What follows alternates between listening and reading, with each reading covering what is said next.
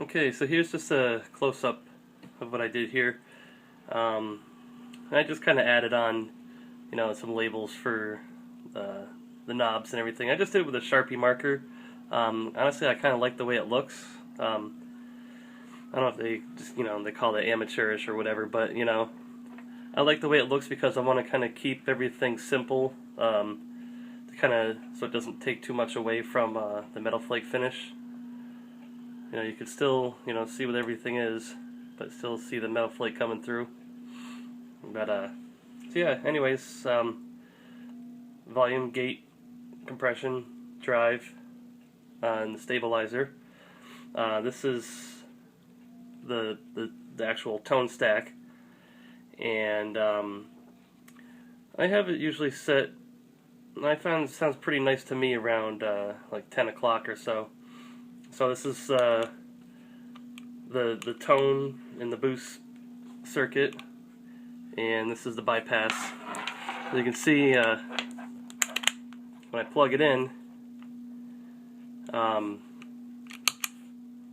if I have the tone circuit engaged, it will stay engaged whether it's on or off. If I want to disengage just the tone circuit, I can do that through bypass through both switches. So the reason why I did this is because if I have something set up, exactly how I want, and I'm, say I'm playing the rhythm, I come in with the lead, and then I got another quiet part, like a clean section of the song. I want it to be able to just turn the effect off without having to, press each button separately. To me, that made a lot more sense. So basically, I had to kind of come up with how to wire it myself. I'm going to post that online later on about how I did that. Now, this has to be probably the most tightest fit I probably would ever think to even try in a pedal. Some pretty tight quarters putting everything in here, especially since there's a battery, two big triple pull double throw switches, a bunch of knobs and input-output jacks, the DC jack, and an additional circuit board and potentiometer. But yeah, so I'll show you the inside now, and I know it kind of looks a little bit crazy in here, but it took me a long time to kind of lay things out and try to figure out how to fit everything in without chancing anything shorting out. So what I had to do to kind of accommodate for that is my triple pull double throw switches, I had to mount them 90 degrees from how I normally would. And you just got to keep in mind how they function. So you have one side of the pole is the middle, and then the bottom section of the poles. So you just got to keep that in mind when you're wiring this thing up. If you follow my diagram, which I'll probably post a little bit later on. So yeah, I was able to fit the battery in pretty nicely this way. It kind of holds itself in place between the switches without really having to fight it to get it in there. This circuit board here is for the Big Muff Pi tone stack. It also has a boost circuit in there as well, and that little trim pot knob right there is how you can adjust how much gain you want to output from this. And so that trim pot only affects the tone circuit. So if you want that to be louder, you can boost it up a little bit. And when you engage the tone circuit, or you could use it as a lead circuit too, it'll give you that extra boost, and you can kind of fine-tune your tone to kind of cut through the mix wherever you need it to be, you know, depending on your tastes and everything. It also kind of really helps on some of the other settings on this pedal. Some can be quite harsh. It could kind of really limit that real high-end harshness that these things can tend to have.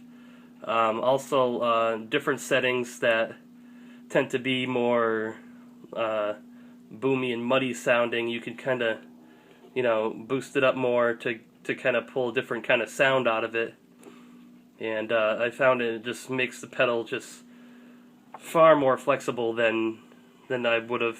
You know, I think if I just built this pedal on its own, I would have been like, you know, it's pretty good, you know, but I would probably still need to have, you know, a bunch more, you know, pedals around me, you know, for getting the different sounds that I need. You know, I'll probably end up doing that anyways, just because, you know, I tend to have a thing for, you know, a lot of guitar pedals, but yeah, you know, it definitely makes a big difference on, you know, what you can obtain out of this.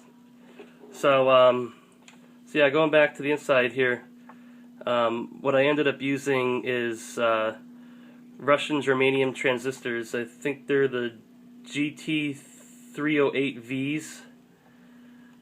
They kind of look, if you can see them inside here, they're little like button-shaped, almost UFO-looking type transistors. Not really focusing there. And what I did is I built this on a Vero strip board, and all the potentiometers are PCB mounted, which they just solder directly to the strip board. There's wires inside. The white wires are jumpers to connect the different spots in the traces. Metal film resistors, mylar capacitors, electrolytic capacitors. You know, all just pretty good, you know, quality parts. This here I use just your standard alpha pot that you would find in like a guitar. I think it's 100K for this one, and you know, that's what adjusts your actual tone with. And I have this set up so you could use DC or the battery. And it switches between one or the other with, you know, you could keep the battery in, so obviously, just how every other pedal is wired. You could, you know, plug the DC in and out, and it's not going to really affect anything. It only comes on when the cord is plugged in, obviously. But yeah, that's pretty much it. You know, I haven't really seen much out there for you know, I guess Fuzz Factory mods. This one's, you know, it's pretty much, you know, a Fuzz Factory, but I did a few different things different to it. I guess you could say it's based off of it, but yeah, like I said, with that tone stack, is just far more flexible. I mean, I'm sure you could use, you know, any kind of tone stack you want in there. Actually, I'd recommend you know, build a few, try them out, and, you know, see which ones you like before you start assembling things, you know. I'm pretty happy the way this worked out. It was the tone circuit was very, very simple to make. There's only just, you know, a few parts in there, and you know, despite all the wires, you know, going on in this thing, you know, it was, after I thought it out, it worked out great, you know.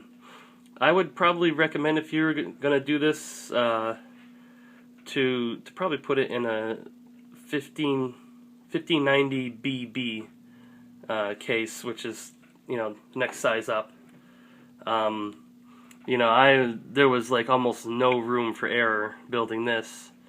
And like I said, I got my LEDs on the far edges, and the nuts on the LED holders just barely cleared the sides and the switches. So yeah, I would go for a bigger case, but if you want the challenge, you know, sure, go ahead, try it out. But you know, I think I'll be using this probably for, you know, quite a long time. I really like it. So I got a few more in the makings. Just, you know, I got a Roger Mayer Octavia and you know, a few other pedals I got going right now, and be finishing up soon, and hopefully you guys get to see those too. Alright, once again, Tone Factory. Alright, see you guys later. Bye.